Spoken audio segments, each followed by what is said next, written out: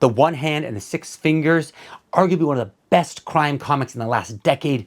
Wow, it is incredible. Now you get Ram V writing one story called The One Hand, and then you get Dan Watters writing The Six Fingers. So it's two storylines that initially came out in separate comics, each written and drawn by different guys. However, both of them were colored by Lee Luffridge, same letterer, so to give it some sort of continuity. And each one of them are the different sides of tracking down a serial killer. One is through the eyes of the killer, and then one is through the man tracking him. So Ari is this old, grizzled, think Morgan Freeman at the end of his career, and he finds out the man he's put into prison for these serial crimes might actually be innocent.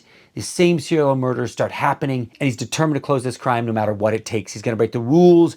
He's going to make mistakes. He's all in on this. On the other side, you have Johannes, who's working in this plant where there's radioactive materials, and it's altered his body, ultimately why he gets the sixth finger. And it's all centered around this art gallery with this crazy and beautiful tattoo artist who runs these art galleries that seem to echo what's happening with these murders. Now, these crimes are unique because people are killed in horrifying fashion, and then their blood is written on the wall in these symbols.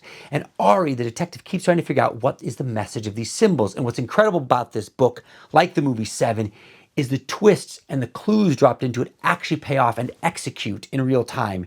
It blows your mind. Now, I was reading it single issues, one each month, and it was a definite parking lot read for me. But in this trade paperback, you can just read it straight through and experience it. And it's a magical ride here.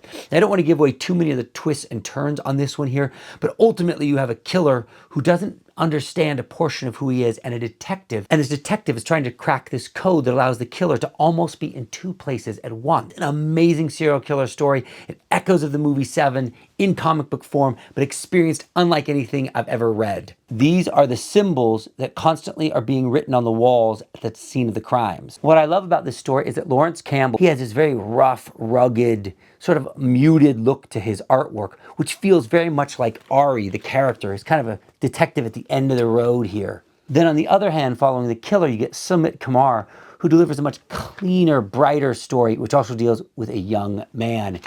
Really a cool undertone to this story. Here is this gnarly art gallery with our tattooed art dealer who's tied into this story. One thing that's incredible about this story is the way it uses frames almost like in a film. It'll drop a panel that isn't necessarily part of the linear action, but sets the tone or the mood of what's happening or the underlying emotion in a scene here. It's really incredible work.